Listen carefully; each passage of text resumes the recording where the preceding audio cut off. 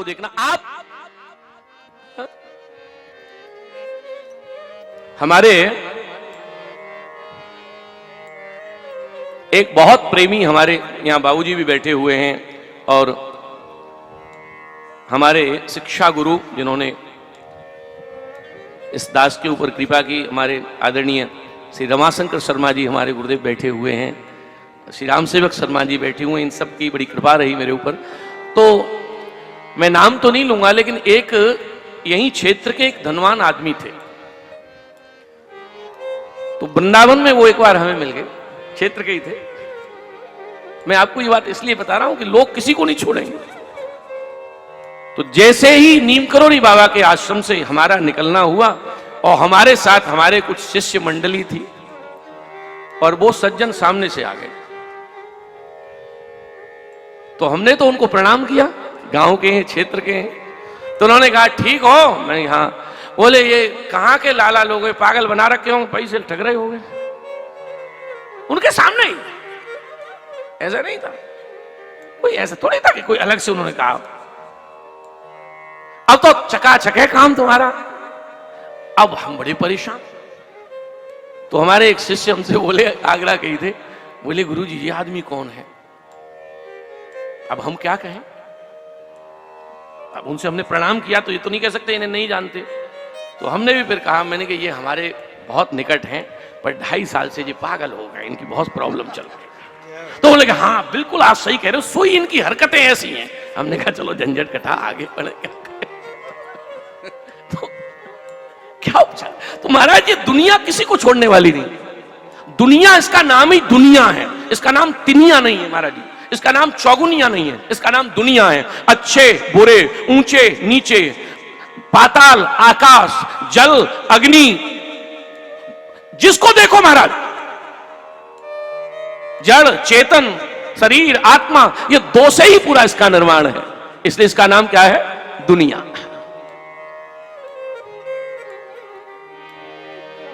यहां तो आनंद लेना है, ज्यादा चक्कर में नहीं पड़ना। पाराशर्य महाभाग भवतः कक्षिदात्मनः परितुष्यत्य शारीर आत्मा मानशैव। इस श्लोक में कह दिया, आप बताओ तो सही आप क्यों दुखी हो? पाराशर जी के पुत्र हैं आप, इतने विद्वान हैं, आपके दुख का कारण क्या है? कहा एक ही कारण है, कोई और नहीं है। क्या? देखो बहुत प्यारी बात है, कोई कितनी भी उपलब्धियां, अगर हम कितना भी पैसा कमा लें, कितना भी नाम कमा लें, कितने भी घोड़ा गाड़ी कमा लें, लेकिन ईमानदारी बात यह है कि जब तक चित्त में आनंद नहीं है तब तक कोई फायदा होने वाला नहीं है। कहा कोई और कारण नहीं। व्यास जी कह रहे हैं एक ही कारण है। क्या? मैंने 17 पुराण लिखे, 17 पुराण लिखे और फिर 17 पुराण तक ही मैं सीमित नहीं रहा। मैंने वेद को 4 भाग कर दिए, 1 से 4 कर दिए, और फिर अपने शिष्य 4, उन्हें चारों को अधिकारी बनाया। पैल, वैशंपायन, सुमंतु और जैमिनी, चारों वेद के अधिकारी बना दिया। फिर मुझे लगा कि वेदों पर माताओं का और शूद्र का अधिकार नहीं, शास्त्र ने कहा है, इसलिए मैंने एक ऐसा ग्रंथ रचा जो सारे वेदों का सार है, और वो है महाभारत।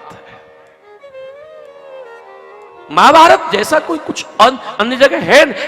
हमारे विद्वान कहते हैं कहीं और है, वो महाभारत में न हो, ऐसा हो नहीं सकता है। सब कुछ है महाभारत में।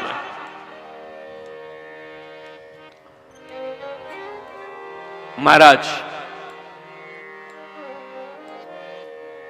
पाराशर्य महाभाग, आप बताइए क्यों दुखी हैं? बोले मैंने 17 पुराण लिखे, 4 वेद का विभाजन किया, सब कुछ हुआ, लेकिन मैं दुखी इसलिए हूं कि अभी तक मेरा चित्त प्रसन्न नहीं है। बहुत बढ़िया बात कही नारद जी ने।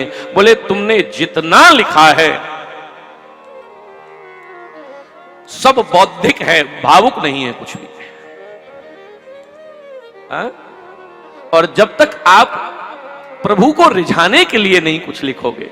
अब तक आपने जितना लिखा, जानकारी मेरा नाम हो, 17 पुराण महाभारत में, और महाभारत, देखो महाभारत है तो कड़वी बात, पर महाभारत लिख के तुम्हें शांति मिलेगी कैसे? आप सब सुविज्ञ श्रोता हैं, इसलिए विनती के रूप में कह रहा हूं, महाभारत लिखने वाले को शांति इसलिए नहीं मिलेगी क्योंकि महाभारत का नायक कौन है? कोई सिनेमा होता है, कोई स्टोरी होती है, उसका कोई नायक होता है। महाभारत का नायक कौन है? महाभारत का नायक आपको किसी को लग रहा होगा कि दुर्योधन है, किसी को लग रहा होगा धृतराष्ट्र है। महाभारत का नायक इनमें से कोई नहीं है। महाभारत का नायक उसे कहते हैं, पूरी फिल्म जिसके चारों ओर घूमती रहे वो होता है नायक। इसलिए महाभारत का नायक है हस्तिनापुर का सिंहासन। महाभारत की नायिका द्रौपदी हो सकती है, लेकिन नायक, और जिस महाभारत का नायक ही जड़ हो, महाभारत की आलोचना नहीं है, लेकिन आपने जो लिखा है उससे शांति कहां मिलेगी? इसलिए आप कृष्ण चरित्र लिखो। महाराज बार बार कहा, तुम्हें पता नहीं, संत मिल जाए, सत्संग मिल जाए, भगवत भजन हो जाए, इससे बड़ा कोई दुनिया में लाभ नहीं है। और इतना कह के नारद जी कहने लगे, सुनो, मुझे अपना पूर्व जन्म याद आ रहा है। ये आज मैं नारद बना बैठा हूं, ये सत्संग की महिमा है, बाकी मैं एक दासी का पुत्र था। नारद जी अपना पूर्व जन्म बताने लगे। मेरी मां घर घर में झाड़ू पोंछा करती है, नारद जी बता रहे हैं, और मेरी मां विधवा थी। मैं 5 साल का उसका बेटा, मेरा नाम भी नहीं रखा गया। एक बार हुआ ऐसा, मेरी मां गांव में जिनके यहां काम करती थी उनके यहां संत पधारे, और संत ने चतुर्मास किया तो मेरी मां को सेवा में लगाया। नारद जी बता रहे, तो मेरी मां जब संतों का काम करती थी, अब यहां 2 बातें हैं, ध्यान रखना। नारद जी कह रहे मेरी मां संतों का काम करती थी, मैं लगा रहा 3 महीने पीछे, तो मैं जो भोजन करता था वो कैसा भोजन करता था? देखो यहां 2 बातें मैंने इसलिए कही हैं कि दोनों में भेद है। एक तरफ हमारे शास्त्रों ने कहा है कि किसी भी व्यक्ति का उच्छिष्ट नहीं खाना चाहिए,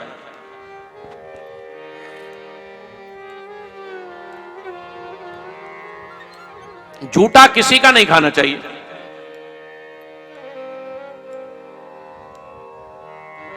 लेकिन अब तो झूठे की बहुत परंपरा है,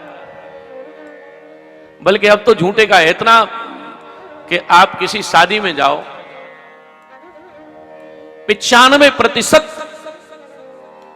और इससे ज्यादा, मैं किसी शादी में नहीं जाता हूं, लेकिन 1-8% में जाता हूं तो देखता हूं, खाता नहीं हूं पर देखता हूं, लोग क्या करते हैं कि प्लेट उठाई,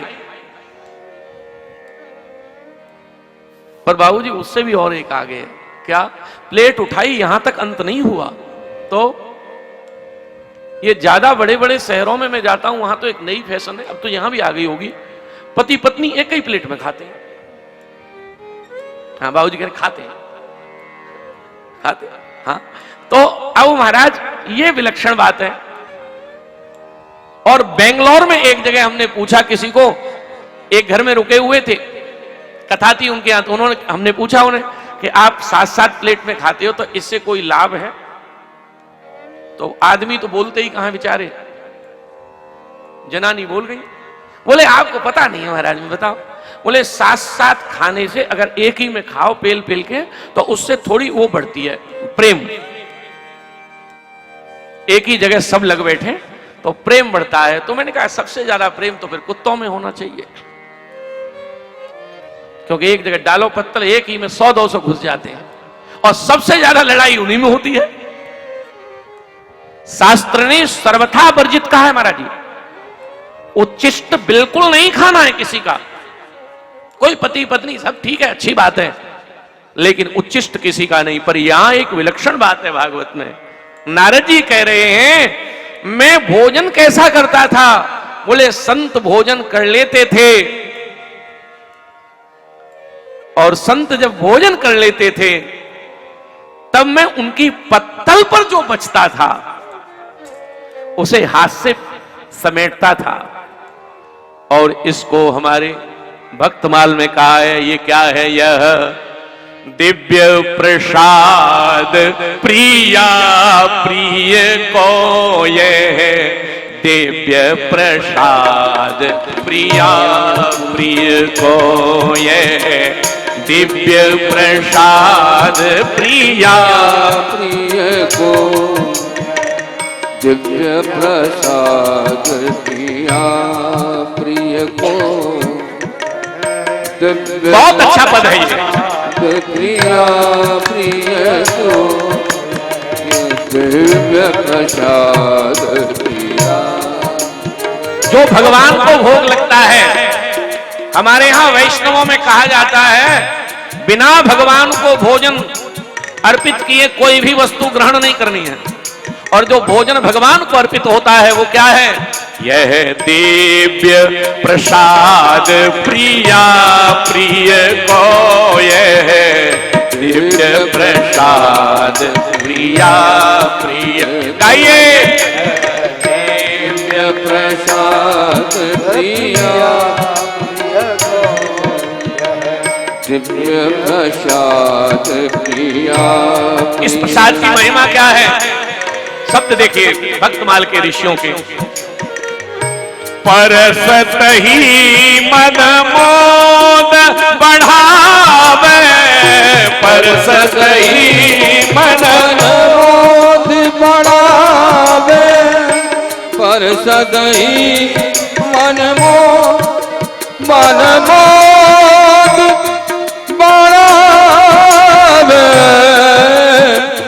मन मोद बढ़ावे, बढ़ावे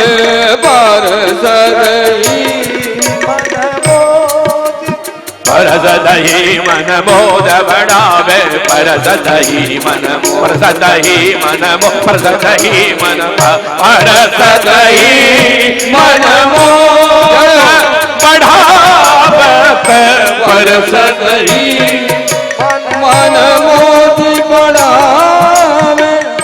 दरसत पाप हरत ही ओ, हाँ जी दर्शत पाप हरत ही को, यह परम प्रसाद प्रिया प्रिय को, यह परम प्रसाद प्रिया,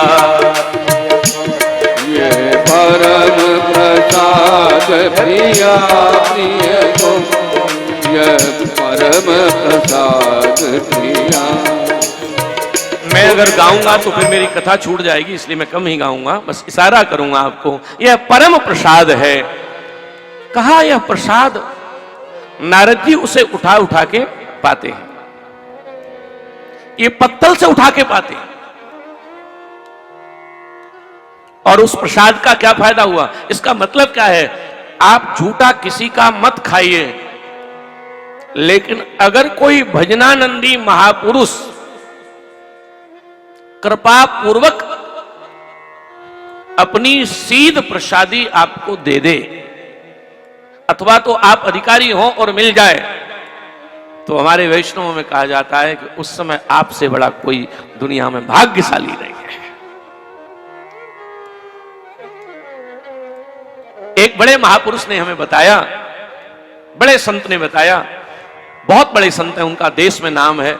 उन्होंने कहा कि हम बताएं महाराज आपको हम महात्मा कैसे बने मां साहब। तो सुन के बड़ा आश्चर्य हुआ। उन्होंने कहा कि हम ब्राह्मण कुल में जन्मे, तो घर में कोई ज्यादा संपत्ति वगैरह नहीं थी। तो बोले हमारे यहाँ एक संत जी पधारे, भजनानंदी संत थे, वो बहुत भजन करते थे। बोले पुराने जमाने में हमारी माँ ने उन संत जी को भोजन कराया, तो गांव में जो देसी आम होते हैं ना, तो गर्मी का महीना था, तो बोले उनके संत के बोले हमारे घर में भी कोई ऐसा नहीं था।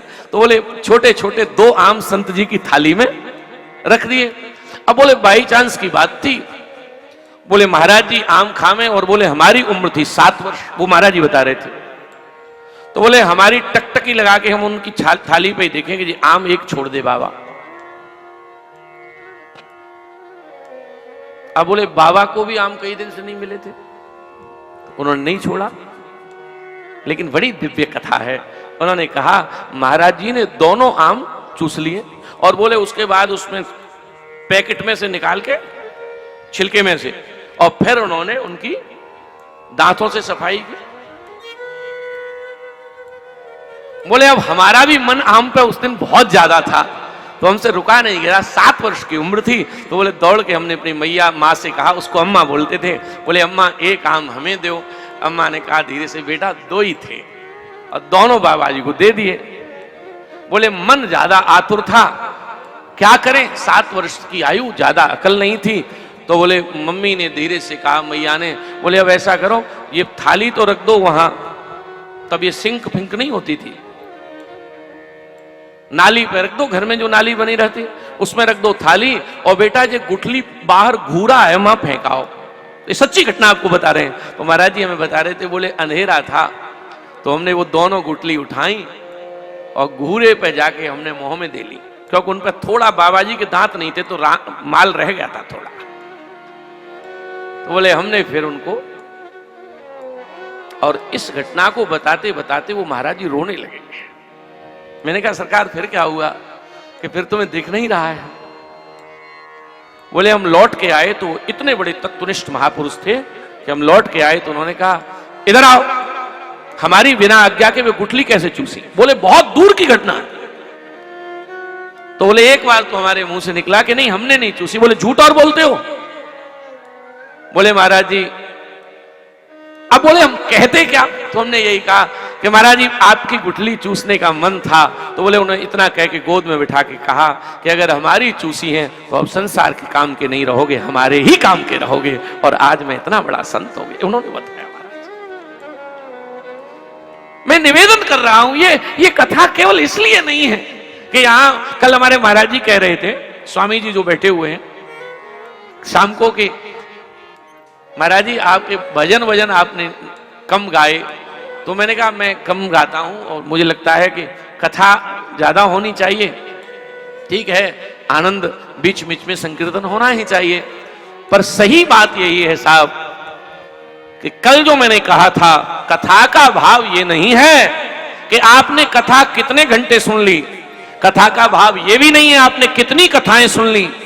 कथा का भाव केवल इतना है कि कथा सुनने के बाद भगवत प्रीति हुई या नहीं हुई, आनंद हृदय में आया कि नहीं आया, ये मूल्यांकन है। नारद जी कहते हैं मैं संतों की प्रसादी पाता था थाली पत्तल से, परिणाम क्या हुआ? बोले मुझे भजन का रस लग गया, और मुझे भजन का ऐसा रस लगा कि मुझे चैन नहीं पड़ता है।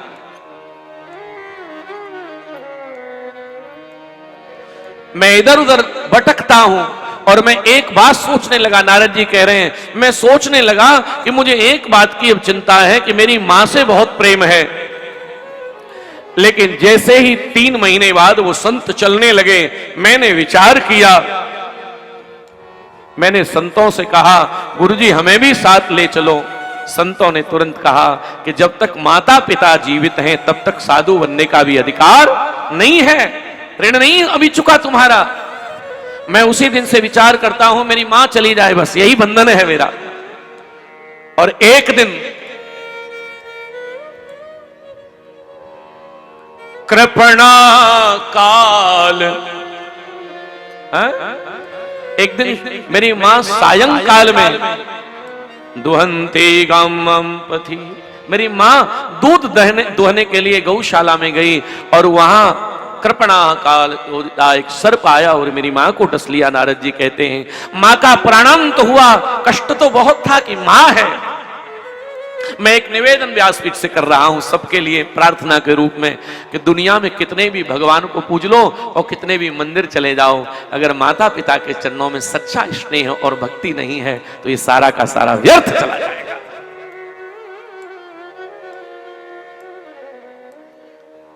अगर माता पिता के प्रति शरणागति नहीं है, अगर उनसे तेज आवाज में आप बोल रहे हैं तो आप ये मान के चलिए कि आपको दुनिया का कोई भगवान कभी क्षमा नहीं कर सकता है। इसलिए बहुत अलर्ट रहने की जरूरत है।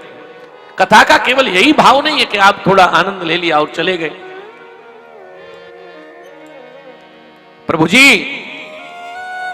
नारद जी कहते मैं रोया मां के लिए, पर सब कुछ जब हुआ तो मैं जो संत मुझे वासुदेव गायत्री देकर गए थे उसका जाप शुरू कर दिया मैंने, और जाप इतना हुआ कि मुझे एक दिन में भजन करते करते मुझे ठाकुर जी का दर्शन हो गया।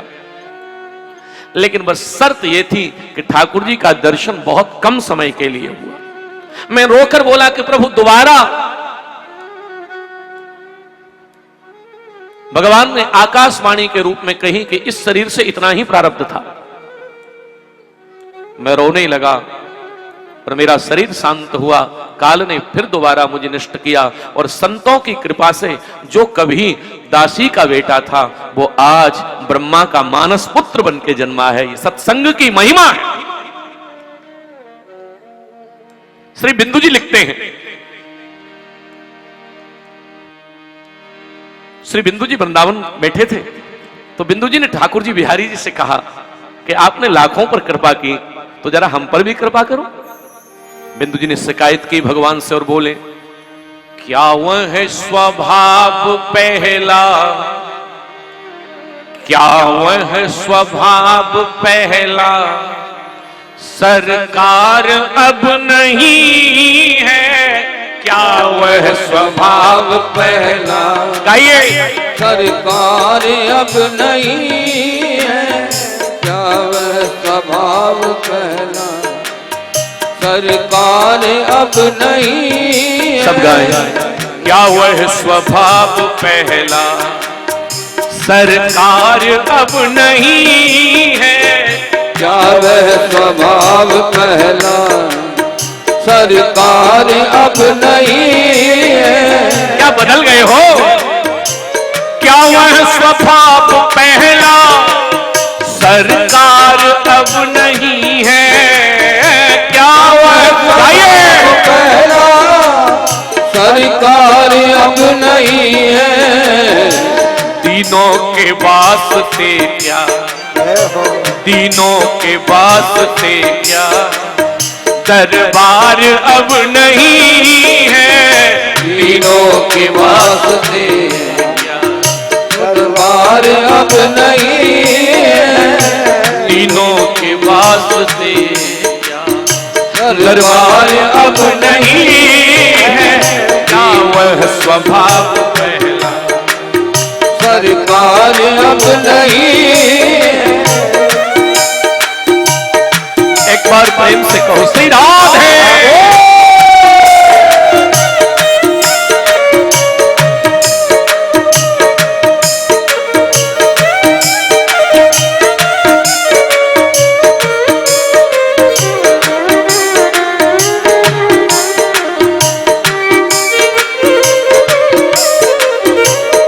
अब डाउट हो रहा है आपका स्वभाव बदला है या मैं बदला हूं। या तो दयालु मेरी कर्ण दीनता कमी है, या तो दयालु मेरी कर्ण दीनता नहीं है, मेरी दीनता में कमी है। या तो दयालु मेरी कर्ण दीनता नहीं है, या तो दयालु मेरी कर्ण दीनता नहीं है। या दीन की तुम्ही को, या दीन की तुम्ही को दरकार अब नहीं है, या दीन की तुम्ही को दरकार अब नहीं है। या दीन स्वभाव सरकार अब नहीं है। क्या वह स्वभाव पहला पहला सरकार अब नहीं है। क्या वह स्वभाव पहला सरकार अब नहीं है। दीनों के वास्ते क्या, दीनों के वास्ते क्या दरबार अब नहीं है। तीनों के वास्ते दरबार अब नहीं है। तीनों के वास्ते बहुत सुंदर लिखा है बिंदु जी ने। दरबार अब नहीं। बिंदु जी बहुत बढ़िया लिख रहे हैं। क्या कहते हैं?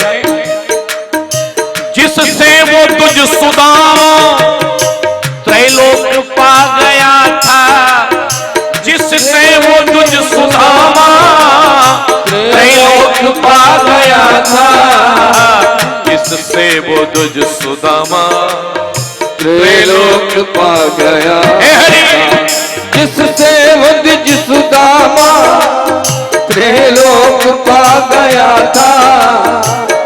सुदामा ने त्रैलोक पा लिया, लेकिन प्रभु हमें तो एक बात लग रही है, क्या उस उदारता में, क्या उस उदारता में अब सार कुछ नहीं है। क्या उस उदारता में अब सार अब नहीं है। तीनों के बलिहारी सरकार अब नहीं है। तीनों के वास्ते क्या सरकार अब नहीं है।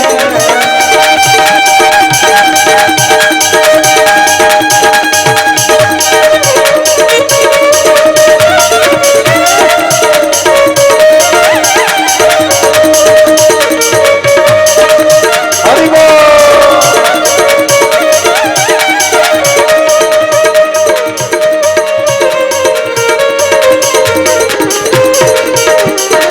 तीनों के वास्ते दरबार अब नहीं है।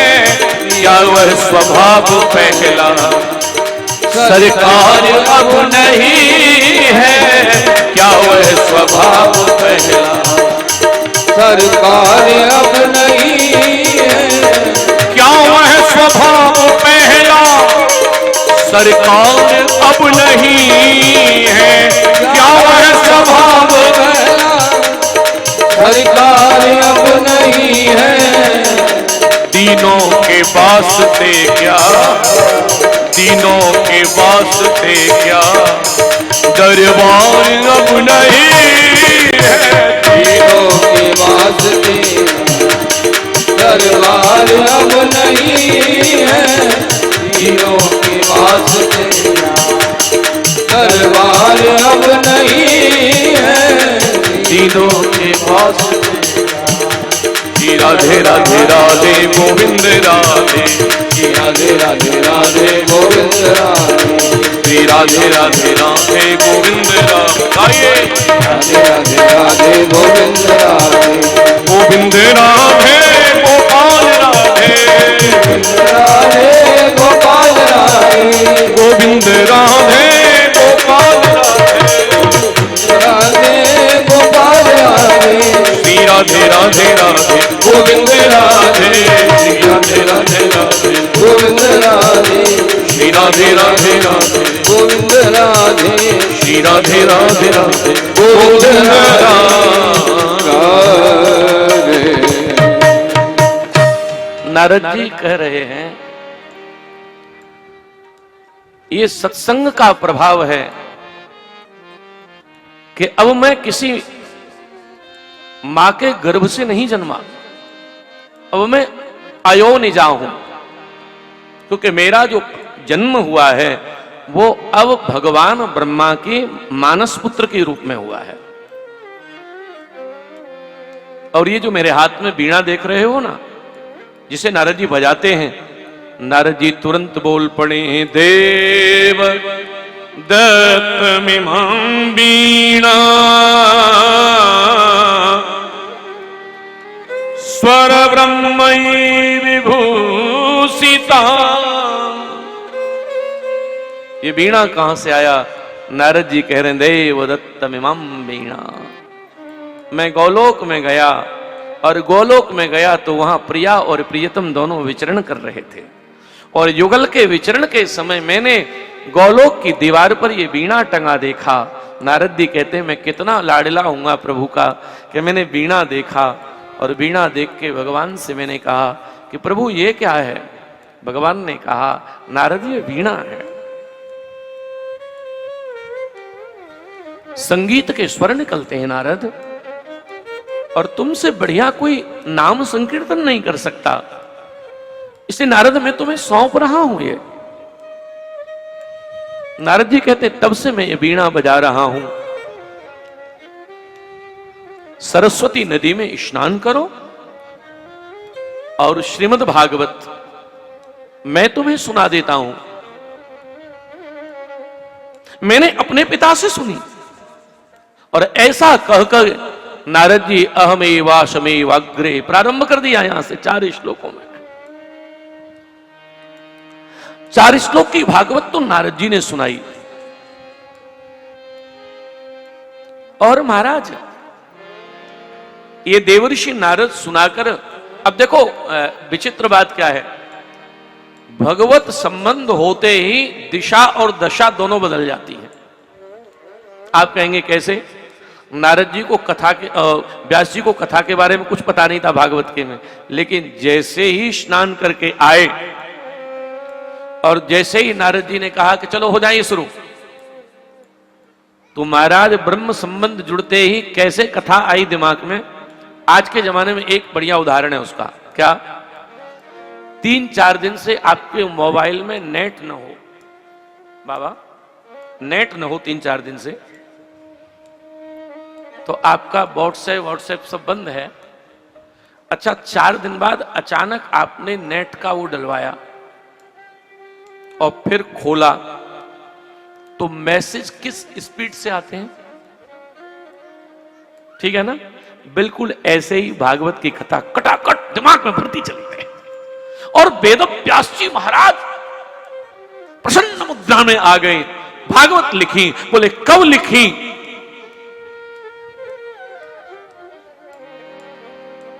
ये भागवत कब लिखी? बोले महाभारत का युद्ध हुआ और अश्वत्थामा दुर्योधन से मिलने गया। कथा बहुत सार गर्भित है, भागवत अपने आप में आनंद है। एक एक चरित्र हमारे जीवन से जुड़ा हुआ है। अंतिम समय में अंतिम श्वासें गिन रहा है कौन? दुर्योधन। लेकिन इस दुनिया में भूख कितनी ज्यादा है। रोटी की भूख तो सबसे कम वाली भूख है, और भूखें बहुत खतरनाक है। हाँ? पद मिल जाए, प्रतिष्ठा मिल जाए, और पता नहीं भगवान कृपा करें क्या क्या मिल जाए। मैं कभी कथा में कहता हूं कि एक आदमी ने पैसे इकट्ठे किए। पैसे इकट्ठे करने में कोई बुराई नहीं है, पर खर्च करते रहो। तो एक आदमी ने इकट्ठे किए, तो इतने इकट्ठे किए, वो 20 साल में उसकी शादी हुई और 30 साल तक इकट्ठे करता रहा। कई लोग तो इकट्ठा इस तरह करते हैं महाराज की रुपया की भी पसीना निकालते। उसने ऐसा इकट्ठा किया, ऐसा किया, तो उसकी घरवाली उससे बार बार कहे कि थोड़ा बहुत तो कहीं घुमा लाया करो। बोल तू गम खा जा, एक बार इकट्ठे हो जाए फिर घूमेंगे। घरवाली ने फिर कहा, गुफा वाले महाराज जी कहते थे, अवधूत बाबा, वो कभी कभी विनोद में कहते थे, उन्होंने हमारी कथा कराई एक बार लखनऊ कानपुर के बीच में। तो कहते थे बेटा एक बात बताएं, अगर माताएं न हो तो पुरुषों के सारे रुपए सड़ जाएंगे, महाराज जी कहते थे। तो हमने कहा क्यों महाराज जी? बोले ये कमा सकते हैं, रबड़ लगा सकते हैं, लेकिन जब निकलती है रबड़ तोड़ दें। रबड़ क्या तू कैसे तोड़ दें, और खर्च करें खूब तबीयत से। तो महाराज उसकी पत्नी ने फिर कहा 30 वर्ष में, बोले अब तो ले चलो। उसने कहा कि अब मेरे पास 20 लाख रुपए हो गए और मैं सोच रहा हूं 50 हो जाए फिर घूमेंगे। भगवान की कृपा भई वे 50 हो गए। और 50 हो गए तो फिर घरवाली ने कहा कि अब तो बहुत समय हो गया, मेरे भी घुटने पुटने चटपट करने लग गए हैं, तो अब आप ऐसा बना लो विधान कि ज्यादा दूर नहीं तो, हाँ, हमारे बड़े भाई कहते हैं कि और तो तीर्थ नहीं कर सकते, हरिद्वार तक जा सकते हैं, तो हरिद्वार ही चलिए, ऋषिकेश चलिए। तो उसने कहा कि देख 40 के करीब व्यवस्था हो गई है, 10 की कमी है, फिर चलेंगे। घरवाली भी बहुत संतोषी थी, उसने कहा चलो ये आदमी इतना लोभी है कि 10 तो 6 महीने में कर देगा। घरवाली ने फिर कहा, तो उसने कहा देख मैं हो गया 50 साल का और रुपए भी 50 लाख हैं, पर तू कान खोल के सुन ले, रिटायरमेंट से पहले मैं नहीं जाऊंगा कहीं। रिटायरमेंट के बाद हमें करना क्या है, घूमेंगे, उसके बाद कोई काम ही नहीं है। तो महाराज जी 60 वर्ष का वो जब हुआ तो घरवाली ने कहा कि अब तो चलोगे? बोले अब हम मित्रों से पूछेंगे, क्योंकि संग बहुत जरूरी है। तो 60 वर्ष की आयु जब भई तो घरवाली तो रोज कहे चलो, तो एक दिन रात में बोला कि अभी 2-4 साल और रुक जा, क्योंकि शरीर अभी ठीक है। एक दिन रात्रि के 12 बजे अपने कमरे में बैठा था, तो कमरे में जब बैठा था तो अचानक देखा उसने दरवाजे में से एक काला आदमी आया 6 फुट का, और उसने एक चांटा खींच के दिया। बोले कौन हो? बोले मैं यमराज का दूत हूं, टाइम हो गया भाई साहब। और जो कहा टाइम हो गया, अब वो घबराया। तो उसने कहा कि ऐसा है कि मैं पैसे वाला आदमी हूं, आप यमराज के दूत हो, यहां कोई और नहीं है, समझौता कर लें। बोले क्या? 5 लाख ले लो, 2-3 साल दे दो। 5 लाख ले लो और 2-3 साल, क्योंकि मेरी तो कोई बात नहीं, घरवाली की इच्छा थी, तो 2-3 साल में 4 धाम करवा दूंगा। उसने एक और दिया थप्पड़, बोले यमराज का दूत हूं, यहां रिश्वत नहीं चलती है, चल अभी। जब उसको लगा कि अब ले ही जाएगा तो उसने चरण पकड़ के कहा कि तुम यमराज के दूत हो, बस एक काम निवेदन है, बस इतनी तो तुम्हारी चल जाती होगी, 2 मिनट का समय दे दो। यमराज के दूत ने कहा कि वैसे तो 2 मिनट का वहां एक सांस भी नहीं मिलती है, लेकिन हम यमराज के प्राइवेट आदमी हैं, कह देंगे वेंटिलेटर पे था, निकालने निकूलने में टाइम लग गया, 2 मिनट क्या है। अच्छा 2 मिनट में करोगे क्या? बोले 2 मिनट दे दो। तो जैसे ही उसे 2 मिनट दी तो उसने कागज लेके पेन पर अपने बेटे के लिए लिखा कि बेटा जिंदगी का सार लिख रहा हूं, इसीलिए 2 मिनट लिए हैं कि कमाना, खूब कमाने में कोई बुराई नहीं है, पर बेटा खर्च करते रहना। आज मैं बिना कमाए, कमाकर खर्च बिना किया। अश्वत्थामा कहता है कि तुम मुझे सेनापति बना दो। अब इस मूर्ख को पूछा जाए कि सेना तो सब मर गई, अब सेनापति बनकर क्या करेगा? लेकिन मूर्खों का यही है उपाय। मूर्ख और शंख ये दूसरों की फूंक से बजते हैं। मूर्ख और शंख इनमें अपना कुछ नहीं होता, दूसरा फूंक मारे वैसे ही आवाज निकाले। महाराज तुरंत कह दिया क्या करें? तिलक कर दो। रक्त से दुर्योधन ने वहीं रणभूमि में तिलक कर दिया, तू सेनापति हो गया। अब इसको सेना ही नहीं है तो सेनापति क्या है? पर मेरी अंतिम इच्छा पूरी कर दे। क्या? पांडवों ने मुझे जिस तरह प्रताड़ित किया है, भीम का सर काट के ले आ। अश्वत्थामा चला और महाराज इतना निर्दयी है, जबकि शास्त्र ने तो यहां तक कहा है किसी व्यक्ति से तुम्हारी शत्रुता न हो तो बहुत अच्छा है, लेकिन अगर हो भी शत्रुता तो व्यक्ति से शत्रुता हो, कभी उसके बच्चे से शत्रुता नहीं होनी चाहिए। गया महाराज और सोते हुए पांडव, तो देखो यहां विलक्षण बात क्या है कि जो कर रहे हैं वो भगवान ही कर रहे हैं सब, इसलिए भगवान पांडवों को ले गए गंगा पर, और जो तंबू था उसमें द्रौपदी बच्चों के साथ रह गई। अश्वत्थामा रात्रि में प्रवेश करता है, द्रौपदी के 5 पुत्रों का सर काट दिया महाराज, और रात्रि में पहुंचा है दुर्योधन के पास। लो, दुर्योधन को तो शाप लगा था, हर्ष और शोक साथ आए। दुर्योधन ने कहा भीम का सर मुझे दो। भीम जैसे बालक का सर दिया है, हाथ से कुचला महाराज, सर कुचल गया और रोने लगा। दुर्योधन ने कहा अरे अश्वत्थामा, तूने तो मेरे कुल में कोई जल देने वाला भी नहीं छोड़ा, बहुत कष्ट में आया और यहां मृत्यु को प्राप्त हुआ, प्रातःकाल द्रौपदी बहुत रोई है।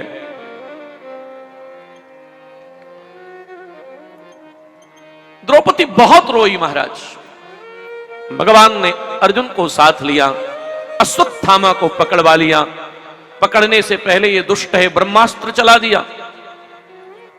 और ब्रह्मास्त्र चलाया महाराज, दोनों ब्रह्मास्त्र टकराने की स्थिति में आए। अर्जुन घबराए, क्या होगा? धन्य है केशव। केशव ने कहा अपने गुरु को प्रणाम कर। बोले क्यों? तेरा जैसा गुरु कोई नहीं होगा। अपने पुत्र को और तुझे दोनों को ब्रह्मास्त्र चलाना सिखाया, लेकिन ब्रह्मास्त्र शांत करना केवल तुझे सिखाया, अपने बेटे को भी नहीं सिखाया। गोस्वामी तो तुलसीदास जी कहते हैं, गूढ़ हो तत्व न साधु दुरावहि, आरत अधिकारी जन पावहि। नहीं छुपाया, पकड़ लिया महाराज, बांध लिया अश्वत्थामा को। यहां एक विलक्षण बात है, अश्वत्थामा जिस समय बंधा हुआ आया है सभा में, उस समय द्रौपदी का चेहरा देखने योग्य है। अच्छा सच बताओ, किसी मां के पुत्र को 5-5 बेटे जो मार दे, तो अगर मां सामने आ जाए उस अपराधी के, तो क्या हाल करेगी? अरे मारना तो छोड़ो, अपने मोहल्ले की कोई मैया हो, अब के छोरा में कोई दूसरा थप्पड़ दे दे, तो महाराज खुद चाहे 20 थप्पड़ मार लेगी। लेकिन अगर किसी देवरानी जेठानी ने थोड़ा आंख भी निकाल दी, तो महाराज फिर तो ऐसे कहेगी, बोले मैं बाको खून पी जाऊंगी। पानी नहीं पिएगी, फिर दाल भात नहीं, खून ही पिएगी सीधा। अब आप विचार करो, जिसके 5 पुत्रों के सर कटे हैं, उस मां की क्या स्थिति। पर यहां द्रौपदी प्रणाम करने योग्य है कि जैसे बंधा हुआ अश्वत्थामा आया, द्रौपदी ने हाथ जोड़ के प्रणाम किया। पांडवों ने कहा क्या कर रही है? बोले ये गुरु पुत्र है।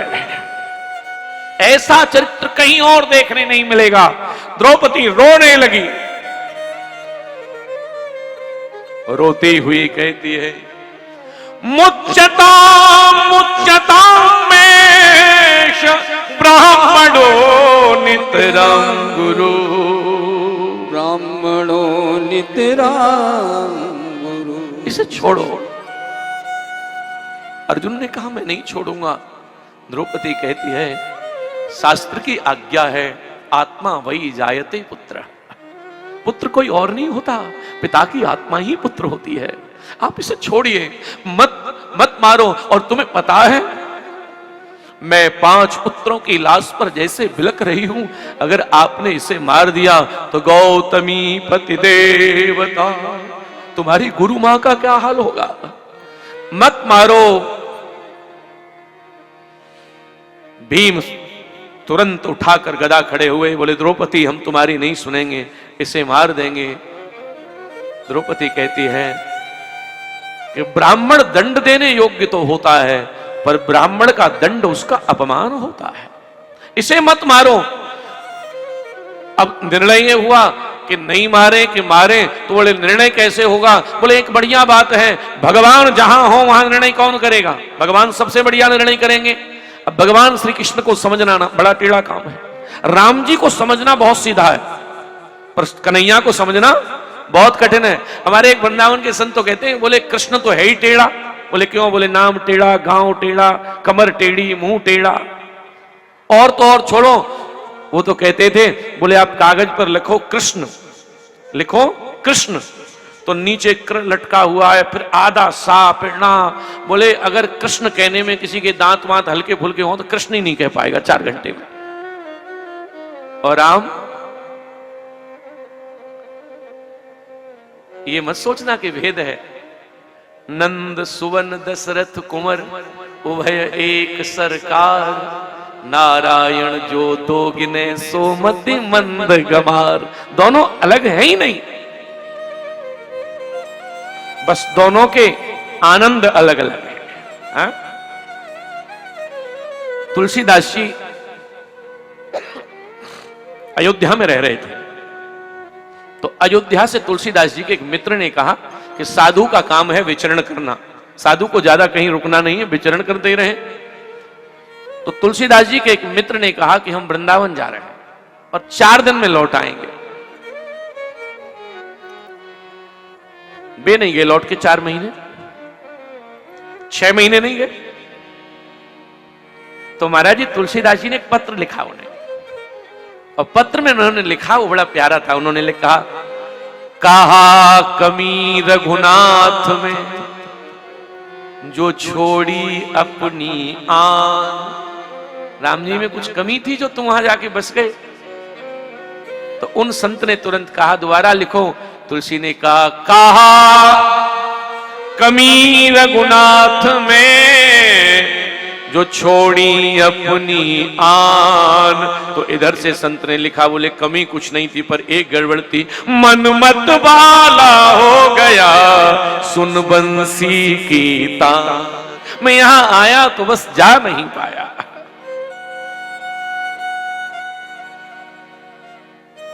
महाराज आज कृष्ण को समझना कठिन है, ध्यान से सुनिए। तो भगवान कृष्ण निर्णय कर रहे हैं भागवत के अनुसार। क्या निर्णय कर रहे हैं आप सुनिए। भगवान से अर्जुन ने कहा, इसे मार देना चाहिए कि छोड़ देना चाहिए, क्योंकि अब अर्जुन भी द्रौपदी की पार्टी में। अर्जुन किसकी पार्टी में?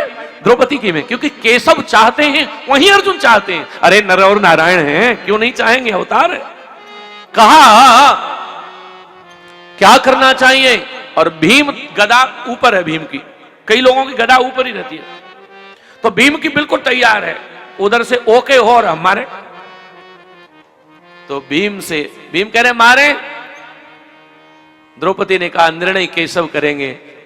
तो तुरंत अर्जुन से भगवान ने कहा, मैं कह रहा हूं बालकों का हत्यारा कोई भी हो मार देना चाहिए, बस इतना कहा। भीम ने कि बस। भगवान ने कहा पूरी तो सुन ले। बोले क्या? बोले ब्राह्मण कितना भी पापी हो मारना नहीं चाहिए। भीम ने कहा तुम सब हमेशा से 2 तरह की बातें करते हो। भीम ने कहा जो महाभारत तो हो ही गया, अब ज्यादा से ज्यादा रूठ जाएगा। तुम 2 तरह की बातें करते हो। भगवान कृष्ण का यही गुण है, वे मुस्कुराते रहे। मजले भैया मेरी बात केवल अर्जुन समझ सकता है, या तो बड़े भैया युधिष्ठिर समझ सकते हैं। अर्जुन समझ गया। बोले ब्राह्मण का वध उसका अपमान होता है, ब्राह्मण का दैहिक वध नहीं। अगर ब्राह्मण धर्म से च्युत हो गया, धर्म से गिर गया, अपमान हो गया, तो वो ब्राह्मण मरा ही मानना चाहिए, उसको जिंदा मत मानिए। महाराज इतना सुनते ही भरी सभा में अर्जुन दौड़े, अश्वत्थामा के मस्तक की मणि निकाल ली महाराज, मुंडन किया और भगा दिया। लेकिन भगाने के बाद अभी अभी भगवान जाना चाह रहे थे। भगवान ने कहा महाभारत हो गया, अब मैं द्वारिका जाना चाहता हूं। तब सामने एक कोई स्त्री रोती हुई भगवान की ओर भागी है। पाहि पाहि महायोगिन देव देव जगतपते। बहुत सुंदर श्लोक है, दोनों हाथ ऊपर है उस स्त्री के। पाहि पाहि पाहि महायोगिन देव देव जगतपते। नान्यम पद भयम पश्ये यत्र मत्योपरस्पर। हे केशव मैं आपकी शरण ले रही हूं। रोती हुई कोई स्त्री भाग रही है। भगवान ने, अब यहां देखो भागवत की कथा का यही आनंद है। ये स्त्री जो भगवान की ओर रोती हुई भागी, इसके बीच में कई लोग खड़े थे। कौन कौन? कुंती खड़ी है, द्रौपदी खड़ी है, 5 पांडव खड़े हैं। अरे इनसे किसी के चरणों में चली जाती, लेकिन किधर भागी? पाहि पाहि महायोगिन देव देव जगतपते। ये कौन है? ये अभिमन्यु की पत्नी उत्तरा है सज्जनों। रोती हुई भाग रही है। नाथ मैं अभिमन्यु की पत्नी उत्तरा, मेरे पति युद्ध क्षेत्र में वीर गति को प्रदान हुए और उनका गर्भ, उनका प्रसाद मेरे गर्भ में पड़ रहा है। और ये जो अश्वत्थामा आपने अभी छोड़ा है, इसने ब्रह्मास्त्र मार दिया, मेरा गर्भ नष्ट हो रहा है, नाथ बचाओ। तुम बिन मोरी कौन खबर ले, सावरिया गिरधारी, सावरिया गिरधारी, तुम बिन मोरी कौन खबर। जयकारा शेरावाली का।